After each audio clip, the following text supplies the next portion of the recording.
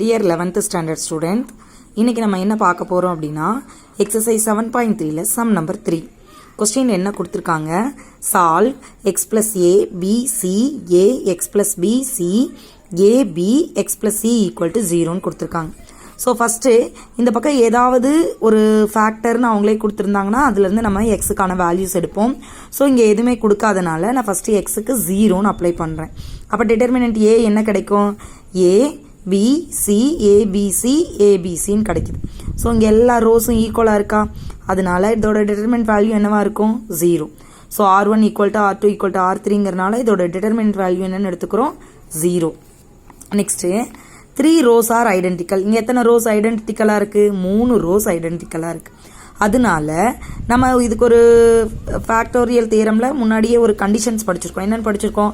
எத்தனை rose R columns ஈக்குவலாக இருக்கோ அதோட பவரை இங்கே போடுவோம்.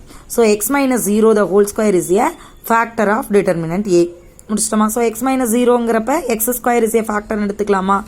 இப்போ அடுத்து இங்கே வேறு ஏதாவது இருந்தால் நம்ம வேறு ஏதாவது எடுத்துக்கலாம். ஸோ அங்கே எதுவும் இல்லாதனால நான் என்ன பண்ணுறேன்? எக்ஸுக்கு நம்மளே ஒரு வேல்யூ கொடுக்குறோம். Minus of A plus B plus C அப்படின்னு கொடுக்குறேன். அதை கொண்டு நீங்கள் அப்ளை பண்ணுங்கள். அப்ளை பண்ணும்போது உங்களுக்கு என்ன கிடைக்கிது? இதெல்லாம் கேன்சல் ஆகி minus B minus C B C A, இங்கே minus A minus C C A B minus A minus B.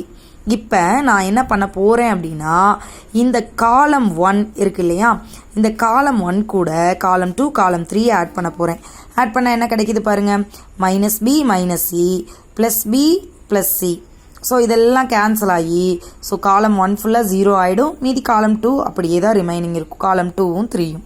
So இங்கே 0 இருக்கிறனால இதை வச்சுட்டு இதை பண்ணிங்கனாலும் 0, அடுத்து இதை வச்சுட்டு இதை பண்ணும்போது இங்கே 0 இங்கே 0. ஸோ எல்லாம் 0 ஆகி டிட்டர்மினன்ட் வேல்யூவே 0ன்னு கிடச்சிரும்.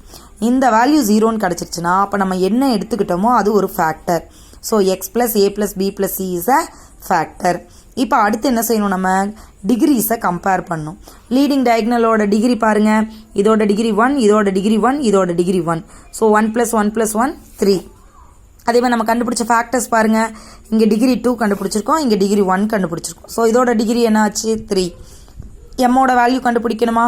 ஸோ எம் ஈக்குவல் டு இதோட டிகிரி மைனஸ் இதோட டிகிரி. ஆன்சர் 0ன்னு கிடச்சிருச்சு. அப்போ ஆன்சர் 0ன்னு கிடச்சா கே மட்டும்தான் இதுக்கு ஒரு ஃபேக்டராக இருக்க முடியும். ஸோ அடுத்து இந்த கொடுத்துருக்கிற கொஸ்டின் எழுதி நம்ம கண்டுபிடிச்ச ஃபேக்டர்ஸ், அடுத்து இந்த புதுசாக கண்டுபிடிக்க வேண்டிய ஃபேக்டர். ஸோ முடிஞ்ச அளவுக்கு இந்த கேவை மட்டும் கண்டுபிடிக்கிறப்ப நீங்கள் என்ன பண்ணுங்க அப்படின்னா இந்த கோஎஃபிஷியன்ஸை கம்பேர் பண்ணுங்கள். அதாவது இங்கே இருக்க எக்ஸ், இங்கே இருக்கிற எக்ஸ், இங்கே இருக்க எக்ஸ், இதை மல்டிபிள் பண்ணிங்கன்னா உங்களுக்கு என்ன கிடைக்கும்? X cube. அதோட கோஎஃபிஷியன்ட் என்ன? 1. அதே மாதிரி இங்கே எடுத்துக்கோங்க. இது வந்து எக்ஸ் ஸ்கொயரா? So x square into x x கியூபா? எக்ஸ் கியூபுக்கு முன்னாடி இங்கே ஒரு கே இருக்கிறனால இதோட கோஎஃபிஷியன்ட் என்னவா இருக்கும்? கே. ஸோ இது ரெண்டையும் கம்பேர் பண்ணிங்கன்னா கேவோட வேல்யூ 1ன்னு கிடச்சிருச்சு. ஸோ இதுலேருந்து என்ன சொல்லிடலாம்? இதை வந்து இது ஆல்ரெடி 0ன்னு கொடுத்துட்டாங்களா கொஸ்டினில்? ஸோ இது ஈக்குவல் டு 0. அப்போ எக்ஸ் ஸ்கொயரை ஈக்குவல் டு 0 பண்ணுங்கள், இதை ஈக்குவல் டு 0 பண்ணுங்கள். அப்போ என்ன கிடைக்கும்? எக்ஸ் ஸ்கொயர் 0னா எக்ஸோட வேல்யூ 0 0 கிடைக்கலாம், ஏன்னா ஸ்கொயர் இருக்கிறனால.